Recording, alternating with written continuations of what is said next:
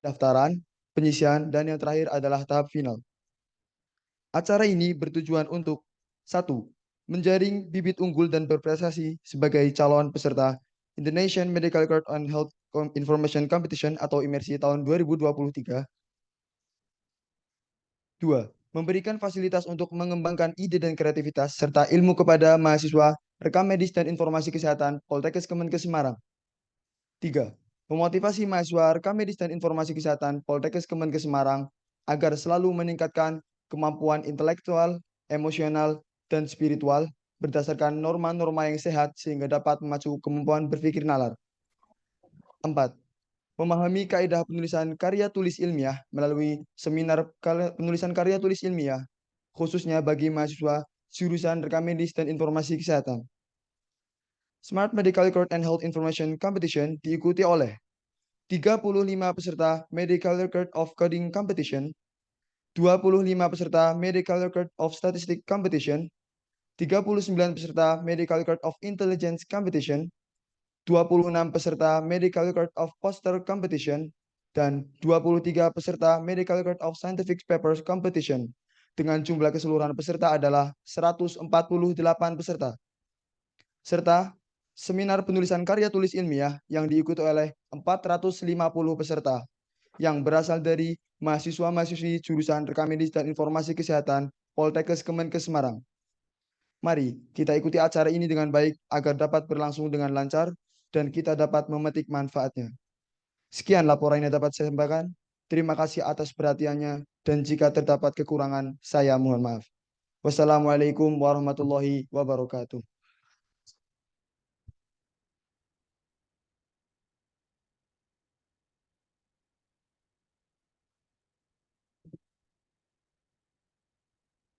Terima kasih kami ucapkan kepada Saudara Muhammad Fahri Imamul Huda. Memasuki acara selanjutnya yaitu sambutan oleh Ketua Jurusan Rekam Medis dan Informasi Kesehatan kepada Bapak Subinarto Eskom Mkom. Waktu dan tempat kami persilakan.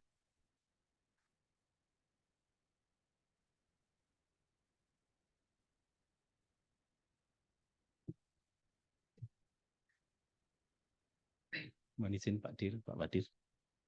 Assalamualaikum warahmatullahi wabarakatuh.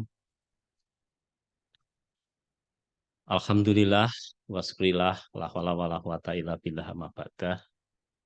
Yang terhormat Bapak Direktur Poltekkes Kemenkes Semarang, Bapak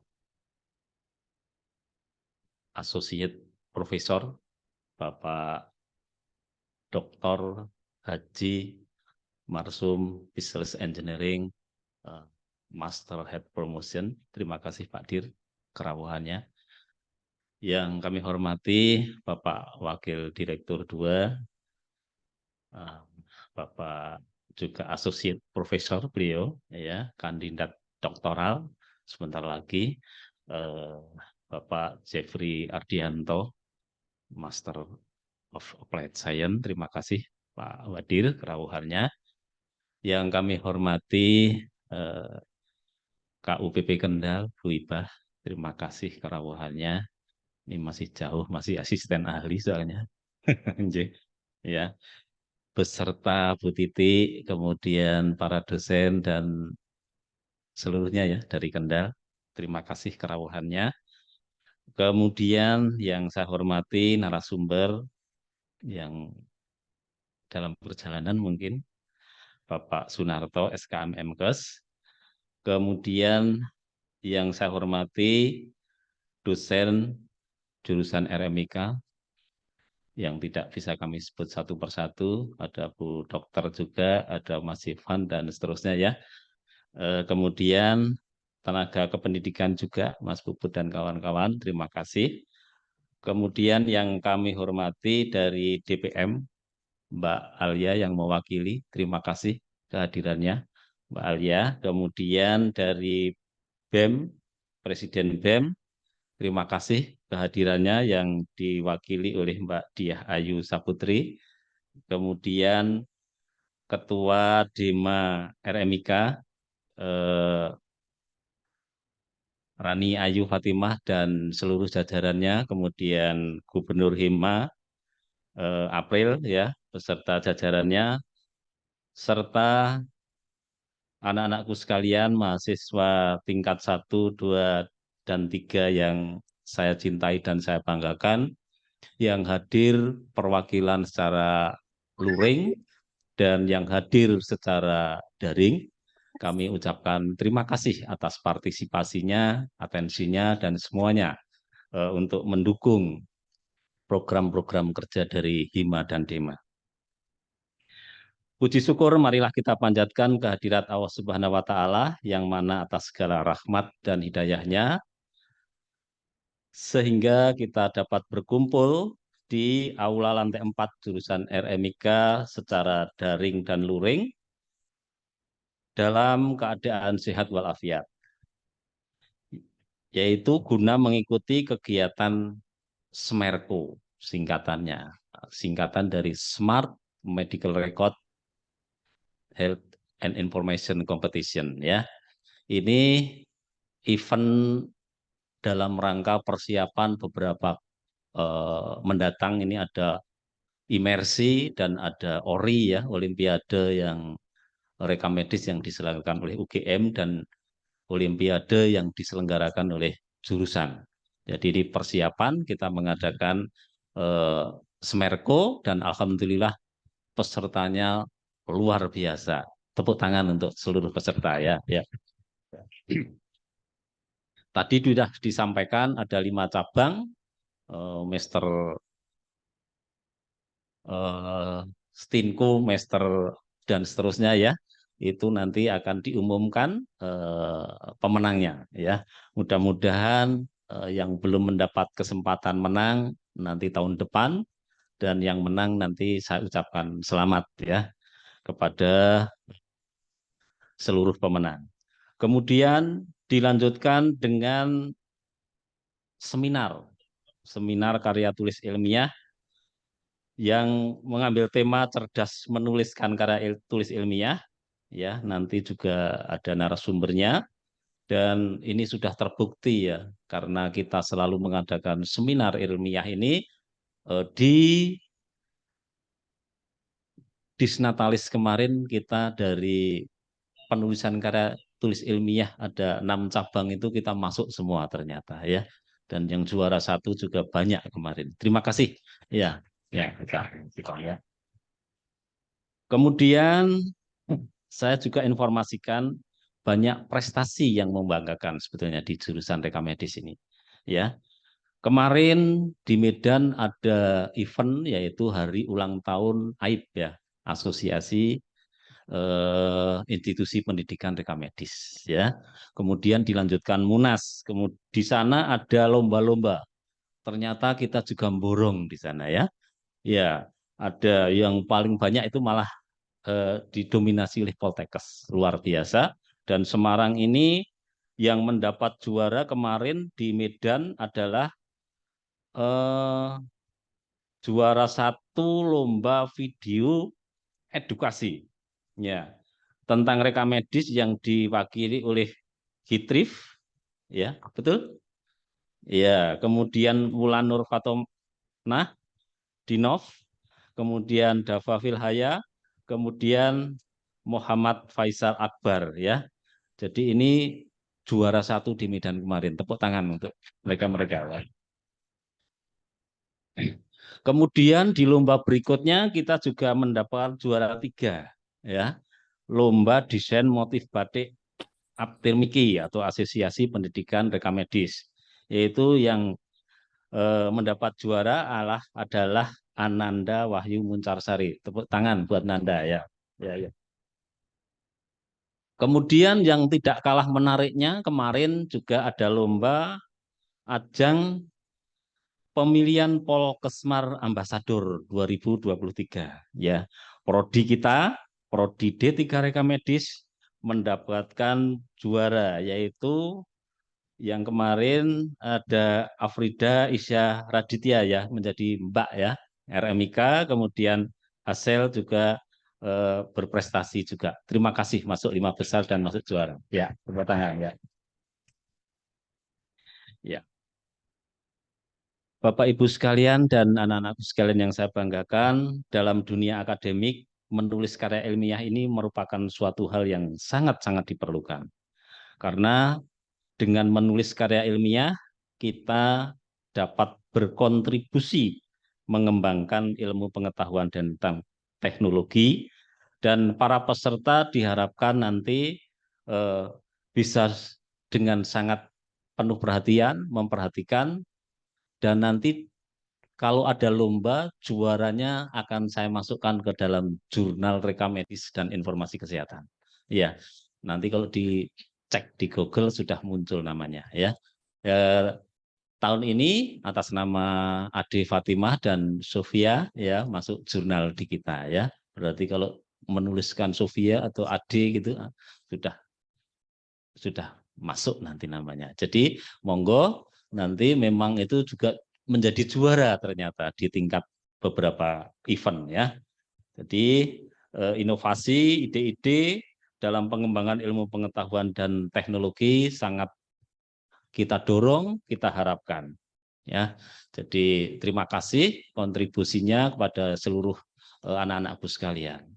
Dan saya apresiasi yang setinggi-tingginya kepada panitia, Hima dan Dema ya. Tentunya di bulan Ramadan ini ada kegiatan, nanti kita dukung, kita dorong juga, dan kontribusi partisipasinya.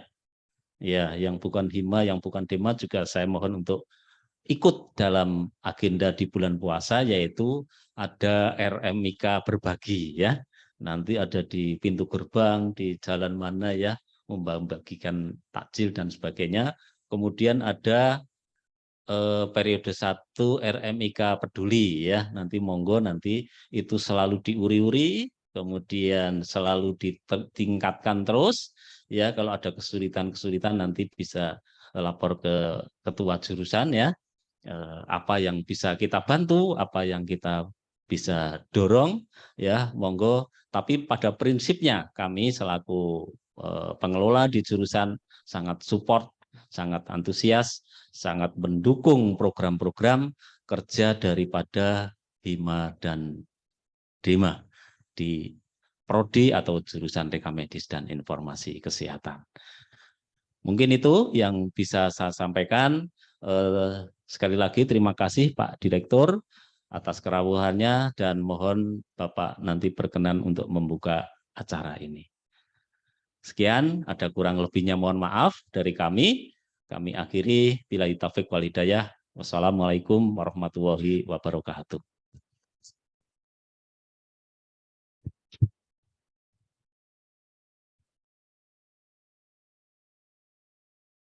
Terima kasih kami sampaikan kepada Bapak Subinarto Eskom Mkom atas sambutan yang diberikan.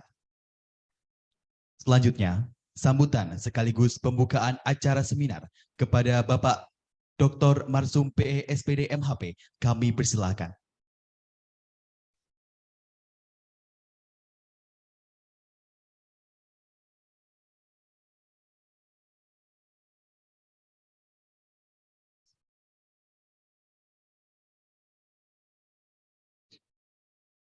Terima kasih, Saudari MC.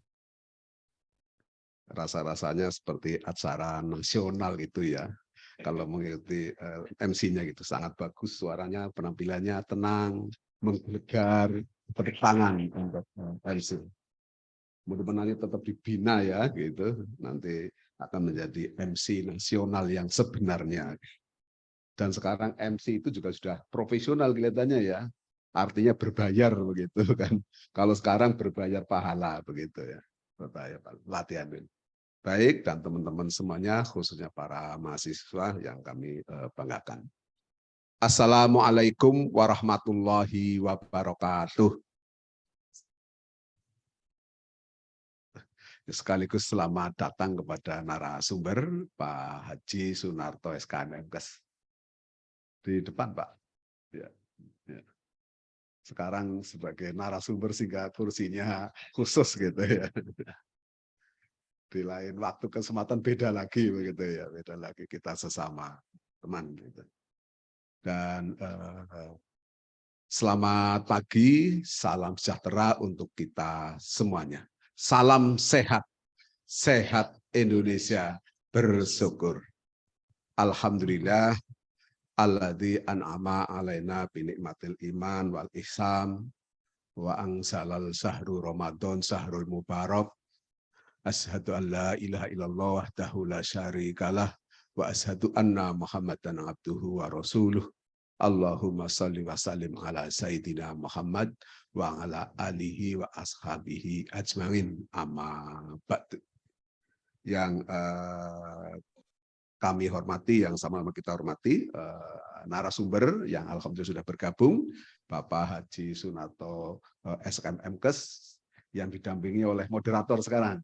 Nah ya, dan juga yang kami banggakan saudari moderator Pak Wadir II yang alhamdulillah bergabung bersama kita, Pak Kajur, Bu Sekjur, dan tamu spesial guest ya dari terjauh untuk saat sekarang ya, Bu Hobibah, Bu Titi, Bu Mimi, dan tim dari UPP Kendal, para dosen, ya ada lengkap ya, ada Bu Dr. Jessica, ada Pak Arif, ada Kori, ya ada Pak Yudi, ada Pak Zevan, dan semuanya tentu pembesar kita, Bu Lestari ya Bu, ya kita tidak lupakan gitu ya, dan juga para tenaga pendidik, para peserta, para mahasiswa, dan tadi disampaikan ada perwakilan Presiden BEM, ada perwakilan DPM, ada Gubernur Hima,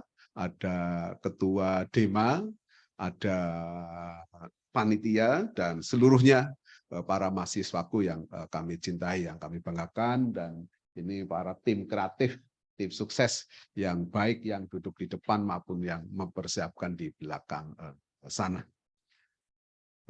Setelah kita menyampaikan rasa syukur dan selawat kehadirat Nabi Muhammad SAW, tentu kita menyampaikan rasa bahagia dan bangga di mana pada pagi ini kita sama-sama ikut menghadiri, ikut menyaksikan sebuah event besar, sebuah kegiatan yang sangat bermanfaat bagi kita semuanya, di mana pada hari ini tadi sudah disampaikan oleh saudara Ketua Panitia maupun Pak Kajur, ada rangkaian kegiatan Semerko, ya kalau nggak salah ya Semerko, ada kegiatan sebagainya, sudah ada pengumuman dan sebagainya, dan nanti ada rangkanya, di mana hari ini kita sama-sama akan mengikuti seminar penulisan karya tulis ilmiah, dan nanti dirangkaikan dan kegiatan-kegiatan yang lainnya.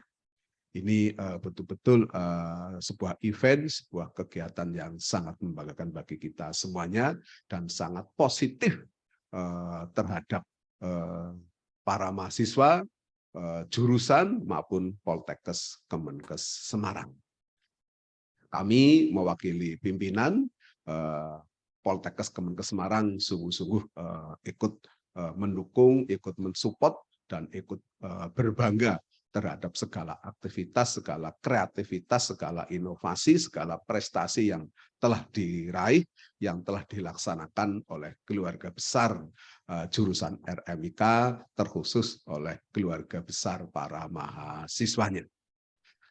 Tadi disampaikan oleh Pak Bin dalam laporannya, kita tahu bersama dalam beberapa event nasional Anda telah menunjukkan prestasi yang luar biasa sebagai juara satu, sebagai juara di event-event tersebut. Bahkan tadi ada sudah 2 nama yang sudah tercantum di jurnal internasional, gitu ya. Jurnal yang sudah terindeks Scopus, sehingga kita sangat senang kalau nanti bisa mensitasi, bisa mengutip kata-kata pendapat tersebut untuk mengkayakan tulisan-tulisan maupun pembicaraan-pembicaraan ilmiah kita, begitu.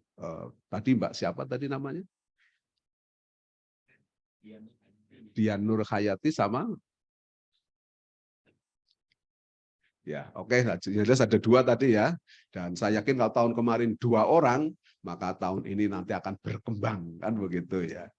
Kelipatannya bukan deret hitung, tapi deret ukur ya Pak Narto ya, nanti di dalam ilmiah kan begitu. Deret ukur berarti kalau 2 menjadi 4 ya. Ya. 4 nanti menjadi 16. 16 jadi hitung sendiri 200 berapa begitu ya, gitu begitu. Jadi akan selalu berkembang prestasi yang membanggakan pada kita semuanya. Dan pada kesempatan ini kami juga sangat-sangat berbangga karena kebetulan atau berbarengan dilaksanakan dengan bulan Ramadan, di mana kita sebagai umat Islam tentu punya kewajiban selain berpuasa juga sekaligus untuk bisa mengisi dengan kegiatan-kegiatan positif yang lainnya, dan inilah kesempatan untuk memberikan terbaik pada kita semuanya. Sehingga sangat berharap bahwa kegiatan ini nanti akan dicatat sebagai salah satu bentuk amaliyah Ramadan begitu ya. Bukan hanya kegiatan rutin sebagaimana yang kita laksanakan sehari-hari biasa. Dan nanti masih ada kegiatan-kegiatan yang lain. Untuk hari ini sekali lagi seminar penulisan ilmiah ini rasanya ini yang sangat terkait langsung dengan kita semuanya sebagai anak bangsa dari perguruan tinggi. Perguruan tinggi tugas utamanya adalah pengembangan ilmu. Selain mentransfer ilmu, selain mengabdi, selain memberikan yang terbaik pada masa, tapi utamanya yang membedakan dengan perguruan-perguruan sekolah lainnya adalah untuk pengembangan ilmu. Dan pengembangan ilmu itu bisa didapat, bisa diraih itu dengan penulisan karya tulis ilmiah yang bentuknya bisa paper, bisa sekarang kita kebetulan untuk D3 namanya KTI atau karya tulis ilmiah, nanti ketika sarjana namanya skripsi, ketika master namanya tesis, ketika setingkat doktor namanya disertasi. Semuanya adalah karya tulis ilmiah. Dan karya tulis ilmiah tentu harus ditulis dengan kaidah-kaidah ilmiah.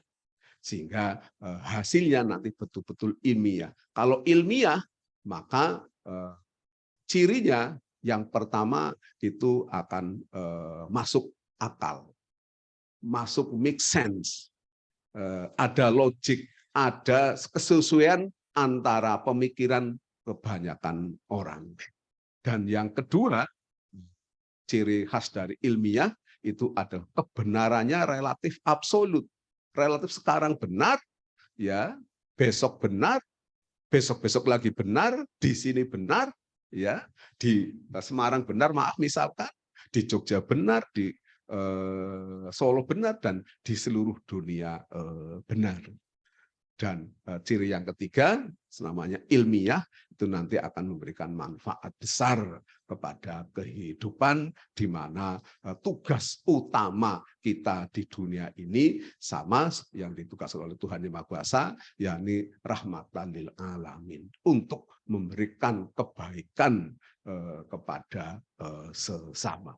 Sebagaimana Undang-Undang Dasar juga begitu, untuk meningkatkan kesejahteraan umum.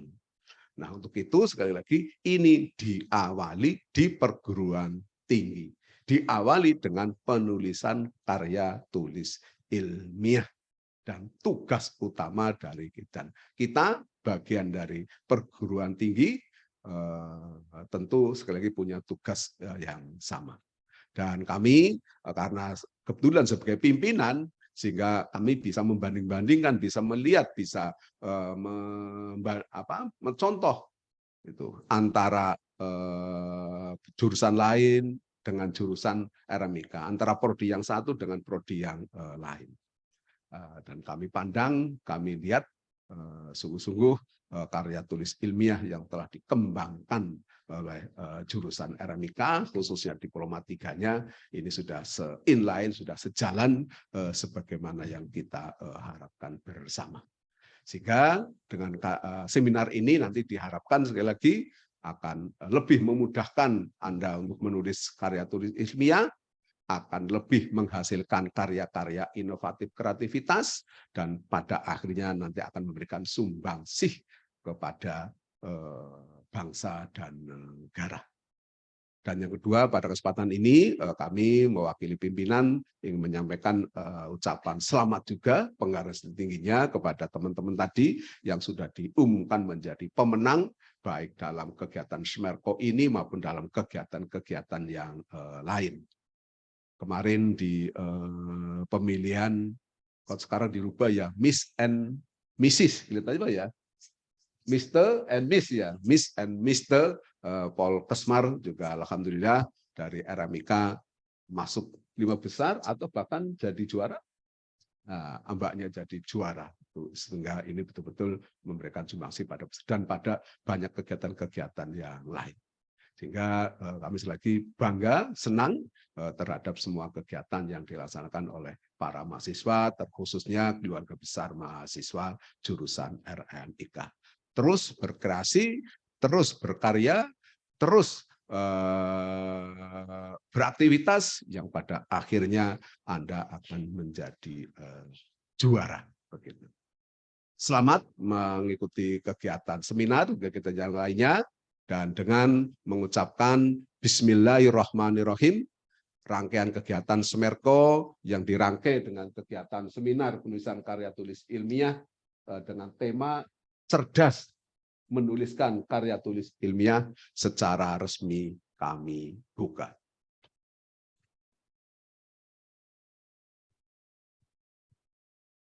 Semoga Tuhan Yang Maha Kuasa, Allah SWT selalu merahmati kita, selalu melindungi kita, selalu menuntun kita, dan pada akhirnya terhadap kekhilafan dan kesalahan kita, Allah lah yang nanti akan memaafkan kita semuanya.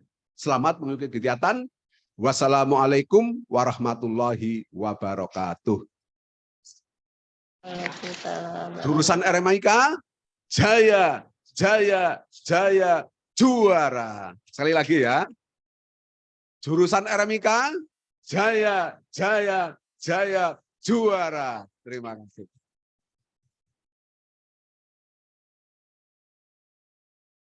Terima kasih kami sampaikan kepada Bapak Dr. Marsum PE SPD MHP atas sambutannya sekaligus pembukaan acara seminar penulisan karya tulis ilmiah. Kami haturkan terima kasih atas perkenan Bapak Direktur sekaligus Wakil Direktur 2 yang telah berkenan menghadiri acara pembukaan hari ini. Kami berharap Bapak dapat mendampingi acara hari ini hingga paripurna. Namun, apabila masih ada tugas lain yang menanti, hanya terima kasih yang dapat kami haturkan dan doa untuk mengiringi Bapak menuju tugas yang lain.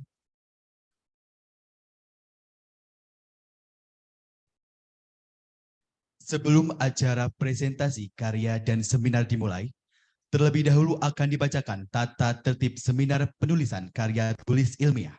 Kepada Saudari Fauziah Maulidah Hanum, kami persilakan.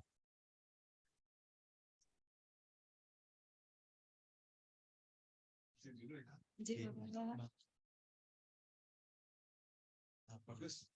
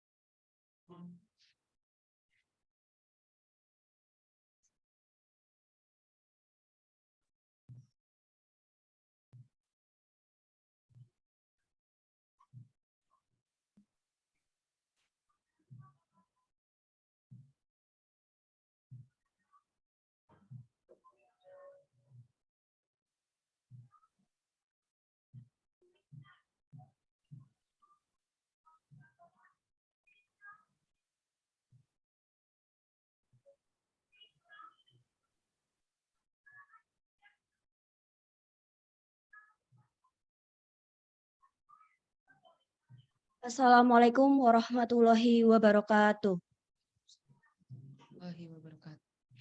Di sini saya akan membacakan tata tertib seminar penulisan karya tulis ilmiah jurusan Reka Medis dan Informasi Kesehatan tahun 2023. 1. Peserta diharapkan melakukan registrasi sebelum dimulainya acara. 2. Peserta diharapkan hadir 15 menit sebelum acara dimulai. 3. Peserta diharapkan mengikuti acara dari awal hingga akhir. 4. Apabila peserta ingin meninggalkan ruangan atau Zoom meeting, harap izin atau dengan sepengetahuan panitia. 5. Peserta berpakaian seragam dan bersepatu bebas. 6. Peserta yang datang secara offline diharapkan menjaga kebersihan ruangan dengan tidak membuang sampah sembarangan. 7. Peserta diharapkan berperilaku sopan, menghargai peserta lain, serta dilarang membuat kegaduhan dan kekacauan untuk menjaga ketertiban dan kelancaran selama acara berlangsung. 8. Peserta yang datang secara offline dilarang membawa senjata tajam, senjata api, narkoba, dan barang terlarang lainnya. 9. Peserta diharapkan mengatur alat komunikasi atau gadget dalam mode getar atau mode diam selama acara berlangsung untuk menjaga ketenangan. 10. Peserta yang datang secara online wajib mengikuti segala rangkaian acara dari awal hingga akhir. 11. Peserta yang mengikuti secara daring wajib mengikuti segala rangkaian acara dari awal hingga akhir. Peserta yang mengikuti secara daring diharapkan mengganti ID Zoom dengan format kelas_nama. 12. Peserta yang hadir secara daring dapat melakukan registrasi menggunakan Google Form yang akan dibagikan melalui room chat Zoom, dan peserta yang hadir secara luring dapat melakukan registrasi secara langsung dan melalui Google Form. 13. Peserta yang tidak melakukan registrasi tidak akan mendapatkan sertifikat. 14. Selama kegiatan berlangsung, bagi peserta yang hadir secara daring, kamera peserta dalam keadaan on atau menyala dan mikrofon dimatikan. Mikrofon dapat diaktifkan saat peserta ingin menyampaikan pertanyaan pada sesi tanya jawab. 15. Bagi peserta daring, dapat menyampaikan pertanyaan melalui fitur raise hand, lalu menyalakan mikrofon setelah dipersilahkan oleh panitia. Bagi peserta luring, dapat mengangkat tangan, lalu menyebutkan nama lengkap dan asal kelas beserta pertanyaan. 16.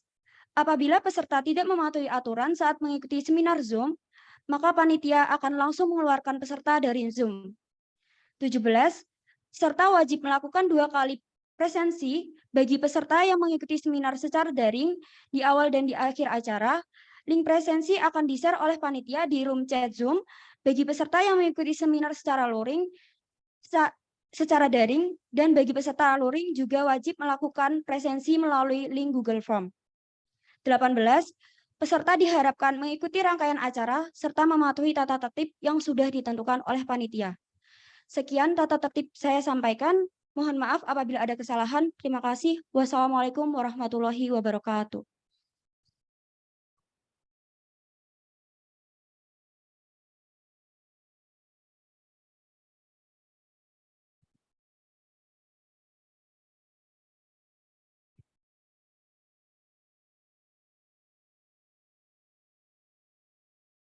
Terima kasih kepada Saudari Fauziah Maulida Hanum atas pembacaan tata tertib seminar. Acara selanjutnya yaitu presentasi karya dari pemenang Lomba MR Senko tahun 2023. Kepada Saudara Ahmad Fathan Salim dari kelas D, waktu dan tempat kami persilahkan.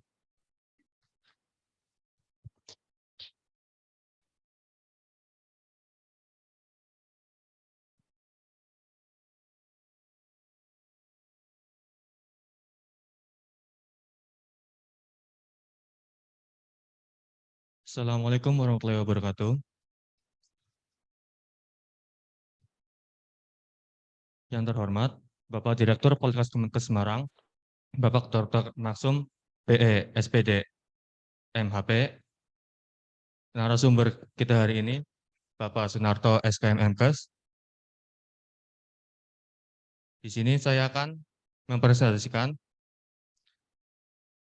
tentang PT saya, yaitu penerapan blockchain untuk kerahasiaan data pasien dalam RME pada perkembangan telemedicine di era Society 5.0.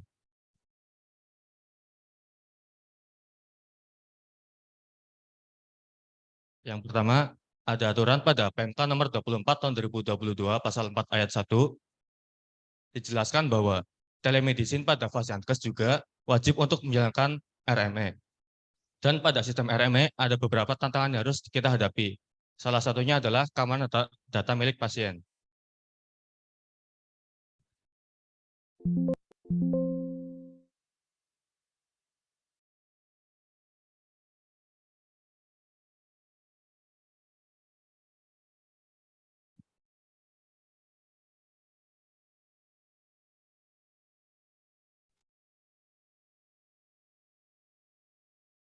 Pada bulan November 2022 lalu, terdapat 3,2 miliar data di Peduli Lindungi dijual di forum oleh Bjorka. Bagaimana cara mengatasinya? Ada salah satu cara untuk mengatasinya, yaitu dengan menggunakan blockchain.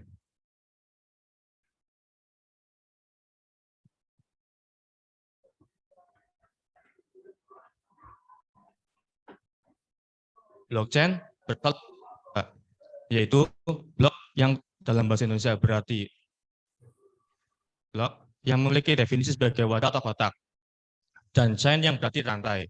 Dan jika digabungkan, blockchain berarti adalah kumpulan wadah yang berkumpul dan membentuk rantai yang memanjang.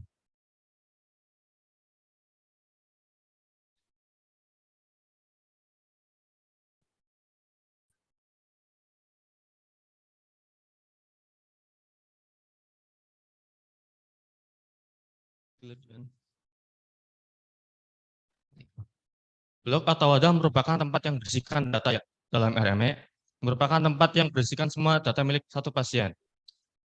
Pada setiap blok terdapat kode unik yang disebut dengan hash yang berbeda. Setiap blok mempunyai dua hash, yaitu hash milik blok itu sendiri dan hash milik blok sebelumnya. Jika terdapat perubahan pada isi suatu blok seperti penambahan, pengurangan, ataupun penggantian data, maka hash blok tersebut dan blok selanjutnya berubah, tetapi hash pada blok sebelumnya akan tetap. Next. Berikut adalah konsep blockchain. Satu, hash. Sini dalam satu blok terdapat dua hash. Milik blok itu sendiri, hash milik blok sebelumnya. Next. Dua, perubahan hash pada saat ada perubahan. Yang pertama ini ada blok genesis. Blok genesis adalah blok awal atau blok induk yang berisi tentang tanggal pembuatan dan nama blockchain tersebut. Lalu yang seterusnya disebut dengan blockchain. Ada blok data milik pasien Andi dengan hash bubur dan blok data milik pasien Budi dengan hash sate. Jika blok data milik pasien berubah, maka hash dia juga berubah dan seterusnya juga berubah.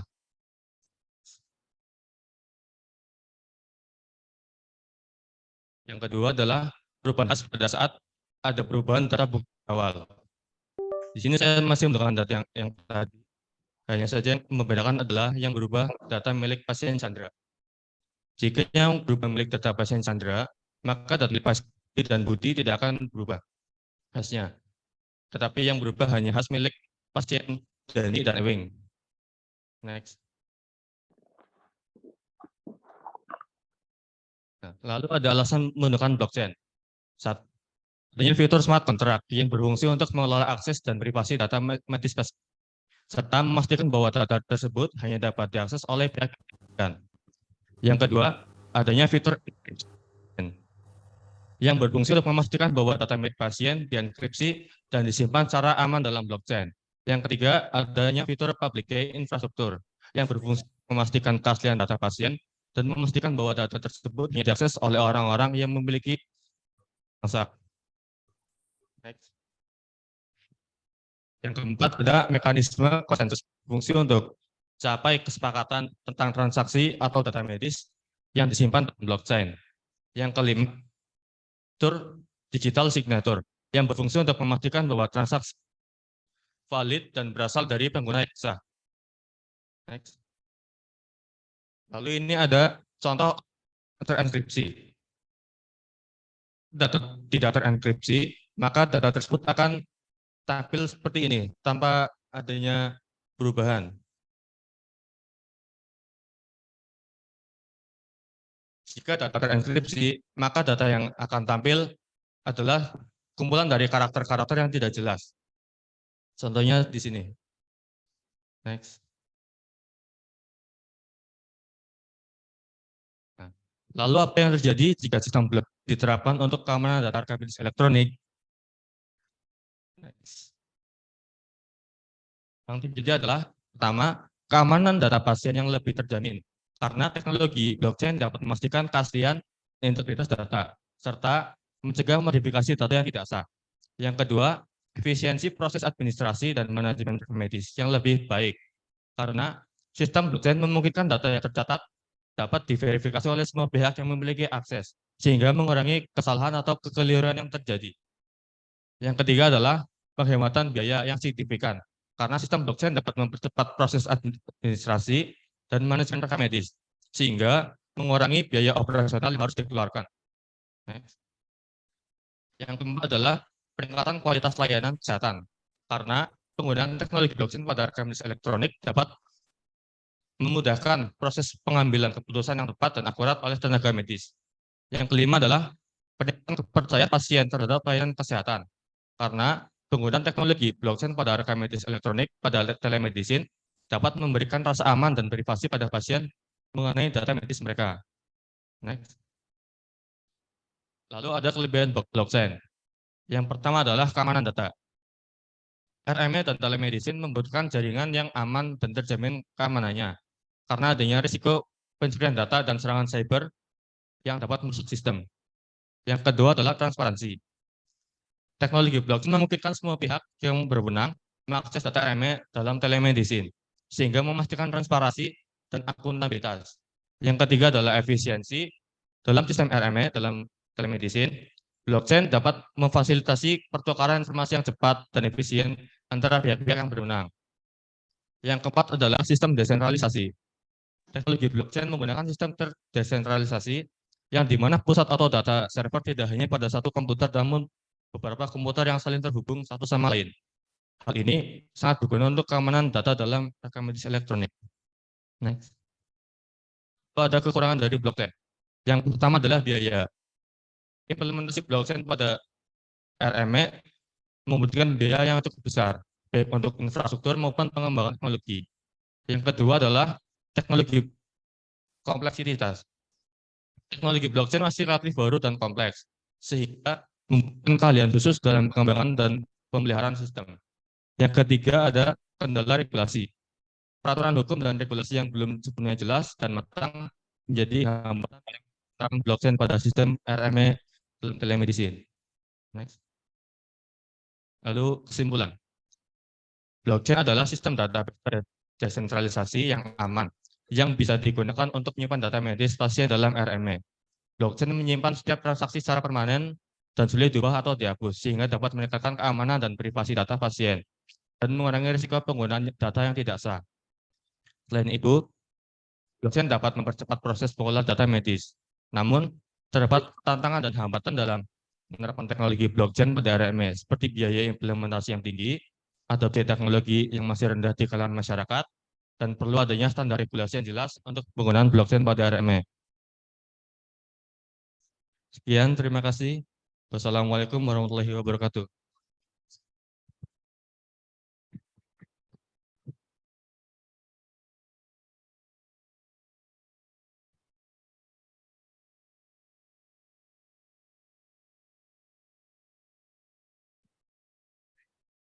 Baik, terima kasih kami ucapkan kepada Saudara Ahmad Fatan Salim atas hasil pemaparan yang sangat baik dari pemenang MR Senko Smerko tahun 2023.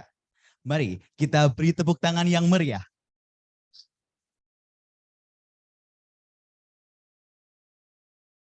Memasuki pada acara inti, yaitu penyampaian materi penulisan karya tulis ilmiah oleh narasumber kita, Bapak Sunarto, SKM MKes. Tanya jawab akan dipimpin oleh moderator kita, kepada saudari Titi Santika. Waktu dan tempat kami silakan.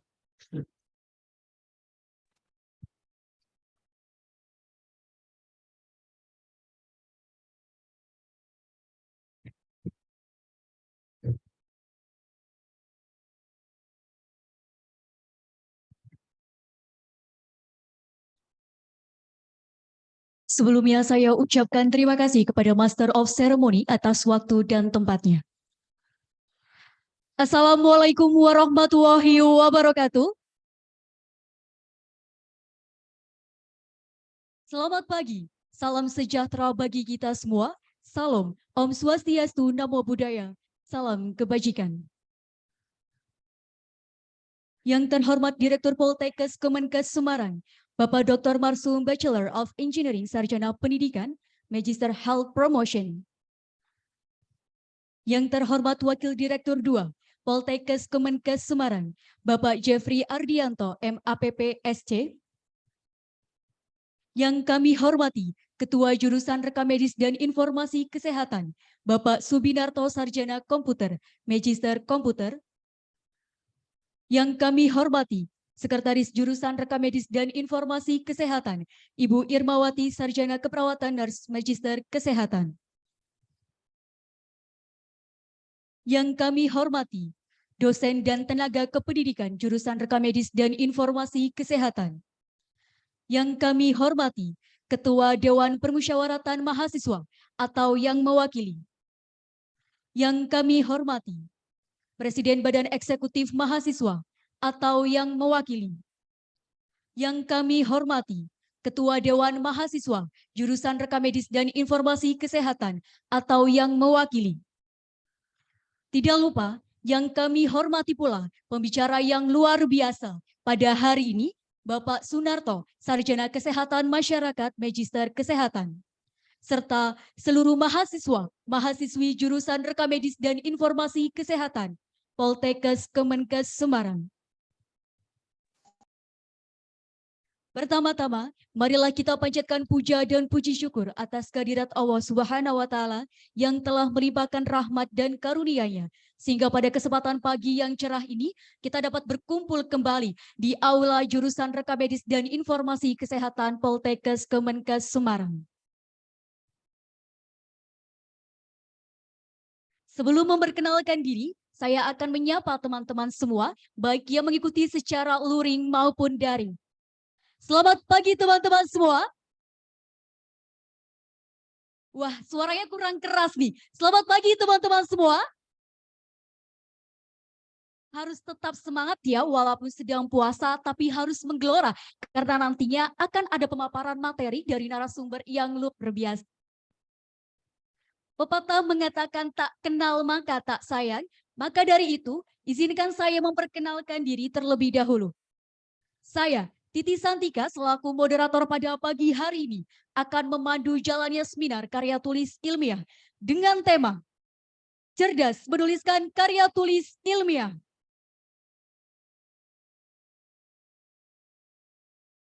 Baik, langsung saja izinkan saya membacakan rangkaian seminar pada pagi hari ini. Pertama, pembacaan kurikulum vitae narasumber. Kedua, pemaparan materi oleh narasumber. Dan yang ketiga, sesi diskusi dan tanya jawab. Saya informasikan terlebih dahulu kepada rekan-rekan sekalian bahwasanya nanti di akhir acara akan ada pengumuman pemenang Lomba Smerko 2023. Sehingga diharapkan kepada para peserta untuk tetap standby sehingga akhir acara. Baik, langsung saja sebelum pemberian materi oleh narasumber, yaitu Bapak Sunarto, Sarjana Kesehatan Masyarakat Magister Kesehatan, saya akan membacakan kurikulum vitae Bapak Sunarto, Sarjana Kesehatan Magister Kesehatan.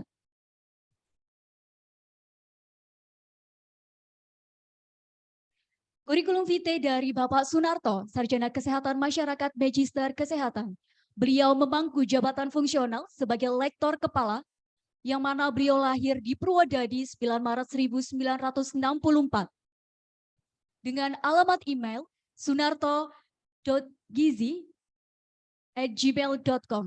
Dengan alamat kantor Poltekkes Kemenkes Semarang dan mata kuliah oleh beliau yaitu biostatistik, metodologi penelitian, epidemiologi, komputer terapan, proposal KTI, perencanaan program gizi, dan program intervensi gizi masyarakat.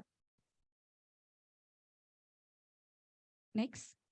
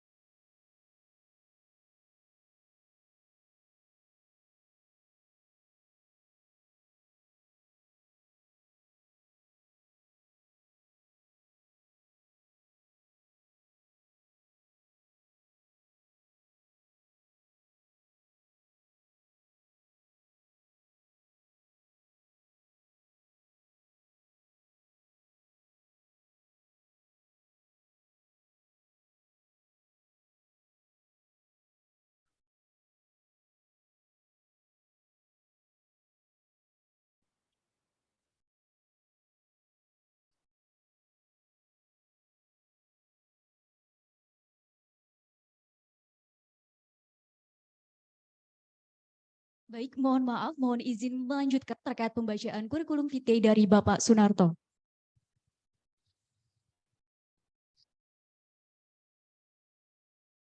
Riwayat pendidikan, beliau pernah menempuh pendidikan di Ilmu Gizi Universitas Diponegoro pada tahun 1994 hingga 1996. Lalu dilanjutkan dengan magister yaitu pada Biostatistik Universitas Indonesia tahun 2009 hingga 2011. Beberapa pengalaman penelitian yang telah beliau lakukan, yang pertama adalah birth outcome dari pemberian makanan padat energi protein lokal untuk perbaikan gizi ibu hamil pada tahun 2017. Kedua, faktor-faktor yang mempengaruhi perilaku seksual pranikah, beresiko studi pada sekolah lanjutan tingkat atas atau SLTA di Kota Salatiga tahun 2017. Selanjutnya, efektivitas pemberian minuman the daun sirsak terhadap gula darah dan kolesterol pada pasien DM tipe 2 tahun 2018. Next. Beberapa publikasi artikel ilmiah dalam 5 tahun terakhir. Yang pertama adalah local food supplementation can be considered as an alternative of food supplementation program for pregnant mothers, yang mana telah dipublikasikan pada jurnal Oral Presentation at International Conference on Global Health pada tahun 2017. Lalu untuk yang kedua yaitu ada birth outcome dari pemberian makanan padat energi protein lokal untuk perbaikan gizi ibu hamil yang mana dipublikasi pada Jurnal Riset Kesehatan Poltekkes Kemenkes Semarang tahun 2017.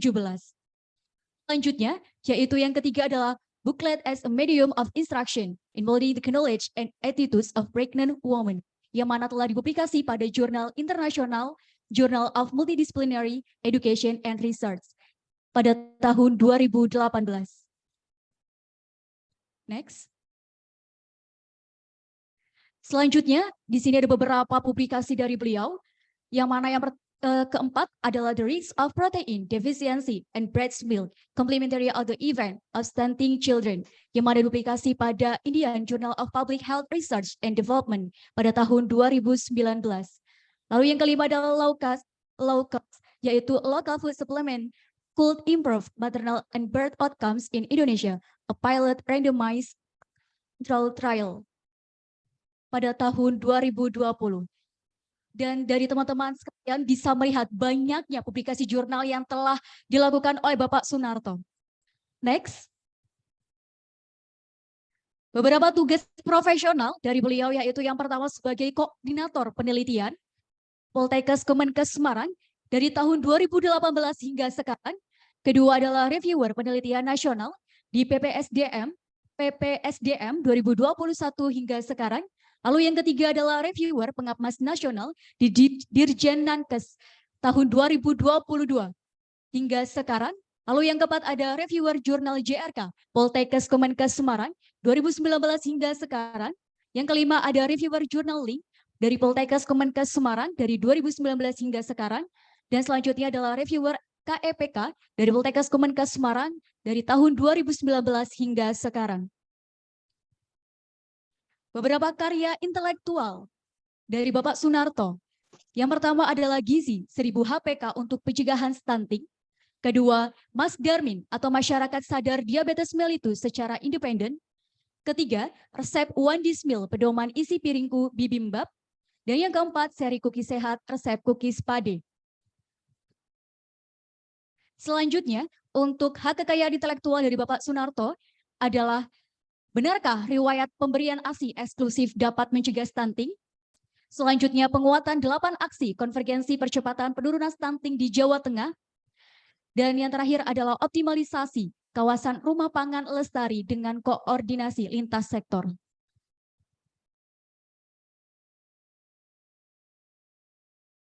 Baik. Sudah saya bacakan kurikulum dari Pak Sunarto, begitu banyak pengalaman yang telah beliau tempuh dari tahun 1900 sekian di Bapak, dan banyak sekali jurnal juga telah beliau.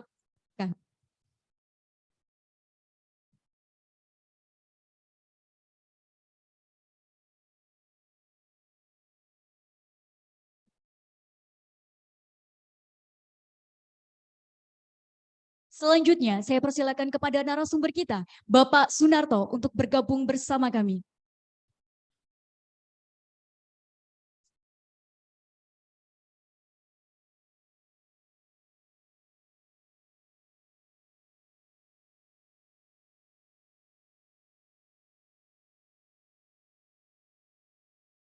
Selamat pagi, Bapak.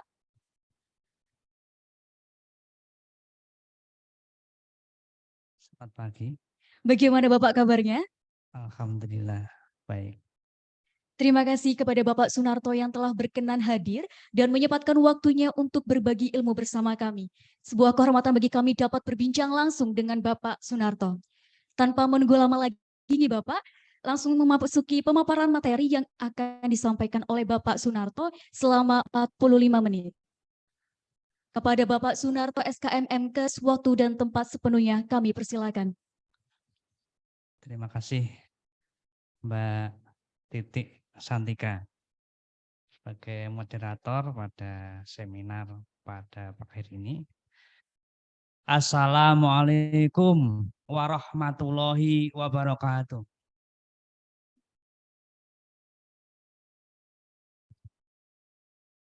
Yang saya hormati para dosen RMIK, Bapak dan Ibu yang hadir pada pagi hari ini, panitia kegiatan Smerku, dan semua mahasiswa yang hadir pada pagi ini yang saya banggakan.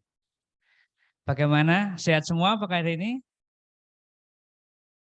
Oke, ya. Baik, senang sekali pada pagi hari ini saya diberikan kesempatan ya, untuk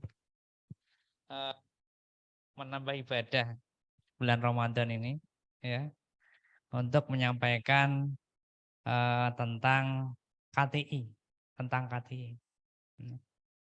Alhamdulillah sehat bisa bertemu dengan banyak mahasiswa dan teman-teman dosen yang ada di sini.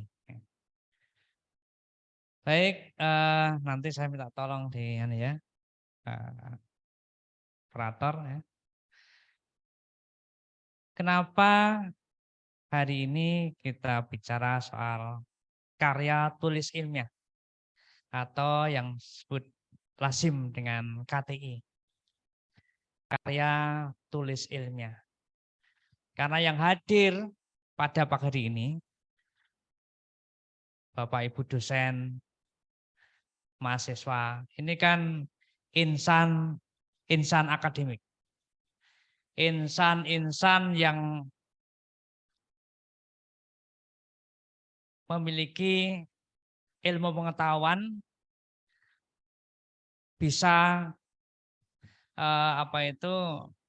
berpikir secara ilmiah. Bisa berpikir secara ilmiah. Oleh karena itu tepat pada pagi hari ini kita bicara soal karya tulis ilmiah. Dan karya tulis ilmiah ini tidak berhenti di laporan, mestinya harus dipublikasi. Ya. Sampai publish sehingga diakui banyak orang. Dan publikasi artikel atau apapun ya karyanya ini menjadi eksistensi dari insan akademik, baik mahasiswa maupun dosen. Jadi kalau kita buka Google Scholar misalnya, nama tertentu dosen kita atau siapa gitu, itu hasil karyanya akan terlihat di situ. Dan semua orang secara bebas bisa melihat. Bisa melihat.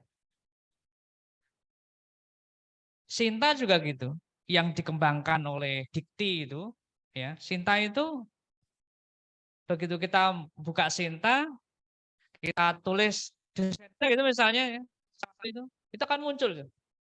Bahkan bisa kita pilih untuk afiliasi Poltekkes Kemenkes Semarang. Oh, itu bisa terranking gitu. Ya. Terranking dosen-dosen kita itu, ya.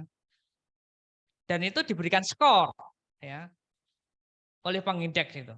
Ya, diberikan skor ya, urut. Ya. Urut bisa semua perguruan tinggi bisa kita batasi di Poltekkes juga bisa. Ya. Nah, perlu kita perhatikan nih. Afiliasi kita itu adalah Poltekkes Kemenkes Semarang. Afiliasi itu baku. Baku nama yang dikenal oleh pengindeks, termasuk Google Scholar. Jadi kalau kita publikasi, kemudian keterangannya itu, misalnya nama itu kalau ditulis Poltekkes Kemenkes Semarang, nggak boleh salah itu, nggak boleh tambahi, nggak boleh diinggriskan gitu. Ya. Itu ketika publish otomatis, ya, otomatis akan dikenal oleh Google Scholar, akan masuk langsung, ya, akan masuk langsung. Dan begitu kita buka gitu, publish kita buka itu ada tulisan kita ada, ya, tulisan kita ada. Termasuk walaupun kita bukan penulis utama, anggotanya ikut. Kita sebagai anggota ikut. Ya, ikut. Ya. Juga bernilai. Ya, ada skornya. Oleh karena itu, ini karya ilmiah ini menjadi aktualisasi bagi insan akademik, baik mahasiswa maupun dosen, ya, siapapun. Oke. Baik, slide berikutnya. Nah, KTI saya nggak bisa baca ini. Saya tak mohon izin ya. KTI itu tulisan yang membahas ilmu pengetahuan yang disusun secara sistematis dengan menggunakan bahasa yang benar. Sistematis supaya mudah dipahami apa yang melatar belakangi. Kemudian masalahnya apa. Kemudian bagaimana mengatasi masalah dan solusinya apa. Ya. Ini KTI. Bentuknya beragam. Ya, nanti di slide berikutnya ada bentuk-bentuk KTI termasuk ketika kita di 3 ini bentuk yang lazim apa nanti ada di sana. Nah, syarat minimal yang pertama adalah menggunakan bahasa tulis. Namanya karya tulis. Harus ditulis Ya. Kemudian berdasarkan konsep ilmu pengetahuan. Jadi yang menulis itu harus memiliki pengetahuan. Ya. Terus semuanya di bidangnya masing-masing. Karena konsep pengetahuan RMIK dengan keperawatan beda. Dengan gizi beda lagi. Dengan TRR beda lagi. Ya. Oleh karena itu berdasarkan konsep pengetahuannya masing-masing. Disusun secara sistematis supaya mudah memahami, dituangkan dengan bahasa yang benar. Dengan bahasa yang benar. Oke. Slide berikutnya. Nah, ini cara ciri-ciri karya ilmiah. Ciri-ciri karya ilmiah. Pertama, objektif. Apa maksudnya objektif ini? Penulis ini harus bisa memberikan penilaian secara objektif. Kita kan dalam mengungkapkan sesuatu, objek sesuatu itu harus kita akan mengungkapkan sesuatu juga memberikan penilaian. Dalam memberikan penilaian itu harus bersifat objektif. Kalau kurang baik ya kurang baik, kalau baik ya baik, kalau keliru ya keliru. Ya, jadi kita harus objektif. Kemudian penilaian kita itu harus berdasarkan faktual. Faktual, ada bukti. Bukti. Ya, artinya dibuat berdasarkan fakta yang dapat dipertanggungjawabkan kebenarannya. Kita punya bukti. Kemudian bermetode, artinya disusun berdasarkan metode ilmiah. Jadi ketika kita melakukan pembuatan KT ini ada metodenya. Sehingga kalau orang mau melakukan replikasi, apakah benar itu metodenya orang melakukan penemuan sesuatu enggak langsung menerima itu orang. Apa betul ini?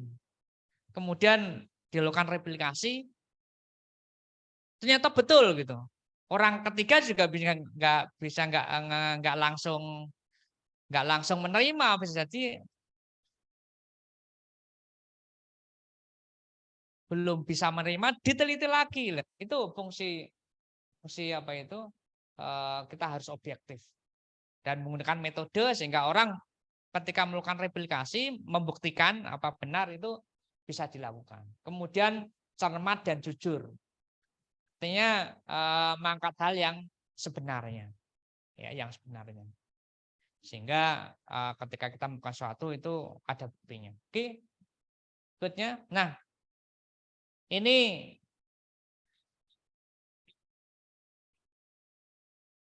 pertama memiliki konsep keilmuan bidangnya masing-masing. Sesuai dengan apa yang mau kita bahas. Apa yang mau kita tulis. Ya. Kemudian memiliki rasa ingin tahu. Harus punya rasa ingin tahu. Ya. Apa kejadian ini? Kemudian kejadian di mana terjadinya? Kapan? Mengapa itu terjadi? Itu setiap kejadian kita harus berpikir seperti itu. Punya rasa ingin tahu. Kemudian memiliki sifat terbuka atas kritik dan saran terhadap karya yang kalian disusunnya. Ya. Bahkan tulisan kita itu barangkali menurut kita udah bagus gitu. Belum tentu yang lain paham gitu. Ya. Padahal ini untuk semua orang. Kita semua orang. Oleh karena itu kita harus terbuka. Ya. Kalau orang lain nggak jelas, ya bagaimana memodifikasi apa itu bahasa gitu. Sehingga orang lain jelas. Oleh karena itu ketika kita membuat karya sesuatu, misalnya tulisan itu bisa diminta teman untuk membaca. Ya. Sehingga kalau ada yang nggak jelas itu bisa kita perbaiki. Artinya menurut jelas orang lain nggak jelas. Padahal ini sebetulnya untuk banyak orang. Untuk banyak orang. Oke, kemudian memiliki sifat berani dan jujur. Berani. Ya. Artinya bahwa kita nggak perlu takut. Tidak perlu takut salah. Ya. Karena ya emang sih kita manusia itu memiliki kesalahan gitu. Ketika kesalahan itu nggak terencana gitu, itu nggak apa-apa. Gitu. Bahkan akan menjadi makin untuk perbaikan berikutnya. Gitu. Tambah pengalaman kita ketika kita tahu kesalahan kita. Jangan takut. Jangan takut. Dan ilmu berkembang. Ya. Ilmu berkembang. Ya. Bisa jadi sekarang dengan 5 tahun mendatang itu bisa berbeda. Ya. Bisa berbeda. Ya, memiliki berani dan jujur dan menemukan kebenaran. Kemudian objektif dalam memberikan penilaian kalau angkanya 70 ya 70 gitu. Nah ini banyak dimiliki oleh mahasiswa. Ya. Kalau di birokrasi ini yang biasanya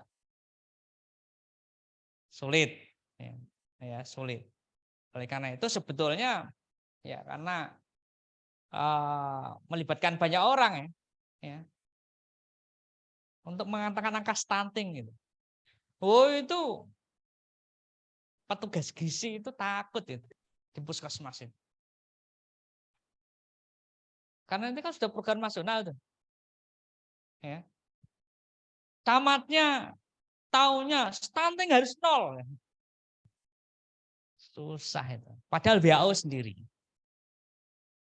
itu selama kurang dari 20% itu enggak dianggap sebagai masalah kesehatan masyarakat stunting. Ya. Dan karena kesalahpahaman, karena enggak paham itu dianggapnya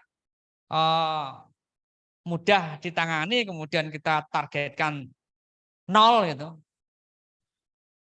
Akhirnya mau petugas dikasih perhatian. Jangan sampai ada angka jiwa itu akhirnya sebenarnya. Benar terjadi melakukan PKL. Gizi kan itu biasa itu. Status gizi balita kan stunting diukur. Oh itu takut itu.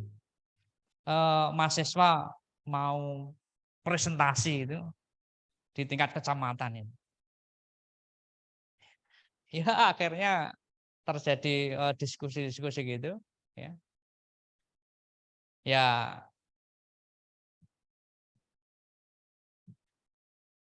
ada yang kita sampaikan, ada yang tidak gitu ya. Karena kita terikat oleh budaya ya, oleh budaya. Ya. Sehingga kadang-kadang memang terjadi kita tidak bisa menyampaikan yang sebenarnya. Walaupun sebetulnya secara ilmiah itu 70 ya 70 gitu. 60 gitu. Enggak boleh ada yang ditutup-tutupi. Kemudian berpandangan maju, artinya bahwa ilmiah yang disusun harus memberikan manfaat. Harus memberikan manfaat. Ini tujuan KT ini kan sebetulnya untuk ya pada umumnya penulisan karya itu untuk mengatasi masalah sehingga bermanfaat bagi berbagai pihak. Terus klik. Nah ini tujuan KT ini. Memecahkan masalah tertentu. Oleh karena itu kalau kita membuat satu karya itu bukan berawal dari judul, bukan berawal dari mereka judul, tapi dari masalah. Dan masalah itu fakta. Fakta. Ketika kita melihat fakta, tidak sesuai dengan pedoman itu masalah. Nah kalau kita nggak punya ilmu ya nggak tahu fakta itu bermasalah apa enggak. Makanya penyusunan KT itu kan diberikan di tingkat akhir itu. Diharapkan mahasiswa sudah punya ilmu, bisa menilai bahwa itu bermasalah gitu. Sehingga bisa melakukan suatu penelitian. Ya.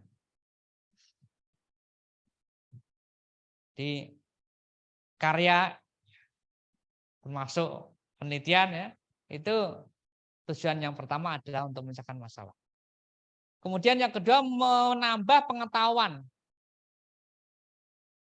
Ilmu pengetahuannya berkembang kalau dilakukan penelitian. Kalau nggak dilakukan penelitian, ilmu itu nggak berkembang. Ya.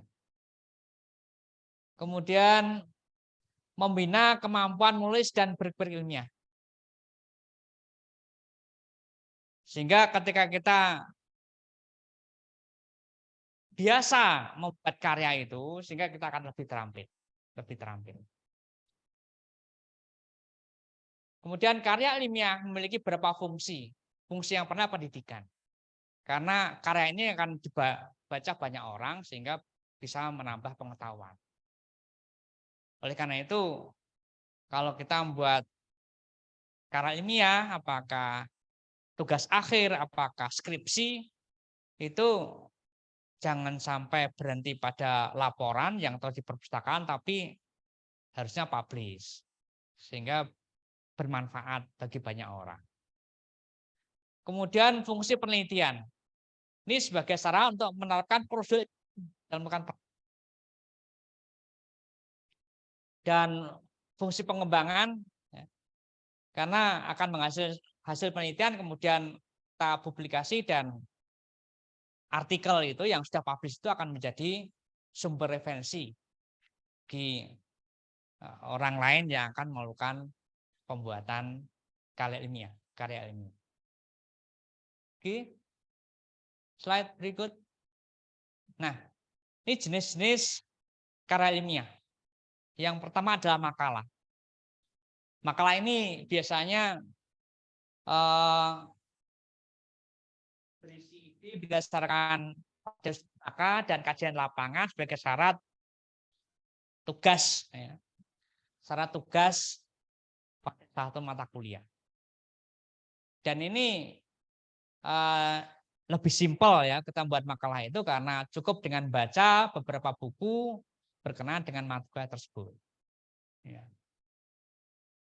Tapi karena dasarnya ilmiah ada referensinya ini termasuk karya tulis ilmiah. Kemudian yang kedua laporan penelitian. Ini merupakan karya ilmiah yang biasanya disusun dengan tujuan untuk menyajikan atau melaporkan kegiatan penelitian yang telah dilaksanakan.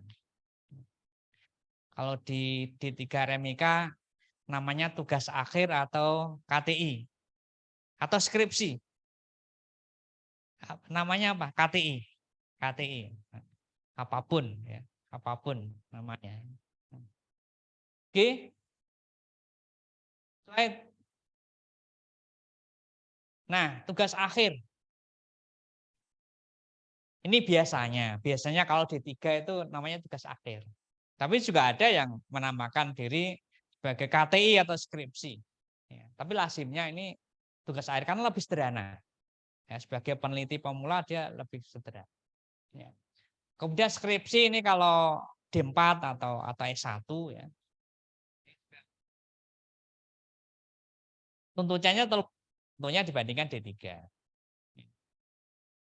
Kemudian artikel jurnal. Ini juga KTI ini. Ya. Ini merupakan kalimat yang dipublikasi. Nah ini sebetulnya kalau kita membuat artikel membuat karya ilmiah itu diharapkan sampai pada publikasi karya ilmiah itu. Oke. Tadi katakan Pak Direktur kalau S2 namanya apa tadi? Tesis, kalau S3 oke, disertasi. Nah, ini karakteristik KTI. Ya. Setiap karya atau ilmiah harus memenuhi format yang ditentukan. Nah ini penting nih. Ketika di RMIK itu mahasiswa wajib menyusun TI, itu kan ada pedomannya. Itu wajib diikut. Ya. Karena ketika dosen menilai, itu dasarnya itu. Dasarnya itu. Sehingga walaupun bagus, tapi kalau nggak mengikuti langkah-langkah sesuai pedoman, ya bisa jelek. Karena instrumen sudah itu. Termasuk ketika kita ikut lomba, itu kami cermati formatnya. Karena kalau ikut lomba itu, ya usulan kita nggak sesuai dengan format, itu bisa secara administrasi nggak lolos, gitu. Dan nggak akan dinilai. Termasuk publikasi. Itu kan jurnal itu. Itu juga kalau kita menuju pada jurnal tertentu, itu kan harus kita pahami itu. Skopnya kita pahami, kemudian template-nya, ya, formatnya harus kita ikuti. Kalau enggak akan ditolak, ya. Tolak. Kita sudah punya 11 sekarang. Ya 11 jurnal, ya. Sinta, ya. Ada yang paling tinggi Sinta 3. Ada Sinta 4, terus 5, 4, 3. 3 dan 4 paling banyak. Ya. Ini penting. Kamu publik, kita ikuti itu. Kemudian karya ilmiah yang baik harus dirancang sesuai sistematis dan runtut itu, supaya mudah dipahami. Nah, bagian inti dari tulisan didahului duluan, kemudian talah pustaka ini yang mendasari kan pengumpulan data, analisis, ya. Ini tinjauan pustaka, termasuk ketika kita melakukan pembahasan, ini tinjauan pustaka. Kemudian metode penulisan, analisis dan sintesis, dan ini harus seimbang. Pendahuluan itu misalnya, ya 1 sampai 8 halaman cukup.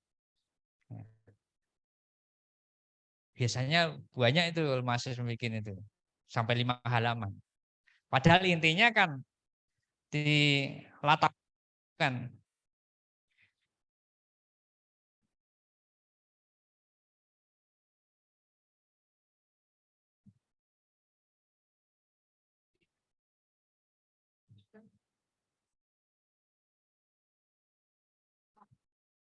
halaman, tapi oleh karena itu biasanya 3 halaman cukup, ya. Ya. Paling banyak tinjauan pustaka. Karena teori-teori yang digunakan sebagai dasar kita melakukan penulisan. Metode itu bisa 1 sampai 2 halaman. Analisis sintesis itu analisis juga 1 sampai 2 halaman. Ya. Artinya harus seimbang. Jangan sampai sedikit gitu, sama dengan yang lain gitu. Ya. Telah pustaka harus lebih banyak. Sumber yang paling bagus itu jurnal. Tulisan ilmiah itu yang paling bagus. Dan ketentuannya itu 80% dari sumber pustaka kita itu harus dari jurnal. Dan mudah kok. Ini di akhir saya tunjukkan tuh. Sebagian, ya 3 untuk mencari jurnal dengan mudah. Ya. Dan kalau kita menggunakan e-jurnal itu untuk menulis daftar pustakanya dengan mudah. Kalau kita menggunakan menggunakan program, ya, seperti EndNote atau Mendeley. Dengan mudah itu.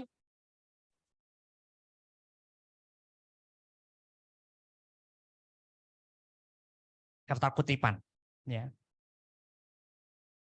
Kemudian salah satu teknik yang mudah adalah dengan membuka tulisan sebelum kita menulis, kita buat kerangkanya. Oke. Slide. Good. Nah, ini umum. Secara umum. Dan ini setiap pedoman Mesti ada itu. Jadi secara umum. Jadi outline KTI itu bab 1 pendahuluan itu istilah latar belakang. Ya. Itu secara detail menjelaskan, kalau kita punya kerangka konsep ya menjelaskan kerangka konsep secara detail. Ya. Nah, kalau tinjauan pustaka kita lengkap, kalau pustaka kita lengkap, kita juga kecuali menyampaikan teori juga menyampaikan hasil-hasil penelitian terkini. Kalau tinjauan pustaka lengkap dalam membahas itu kita gitu, bisa cepat ketika sudah dapat hasil dalam pembahasan itu cepat kan kita ada orang lain.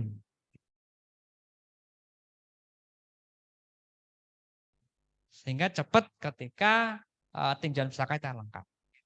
Diawali dengan diagram alir penulisan itu langkah-langkah ya. Kalau penelitian bukan hipotesis ya bisa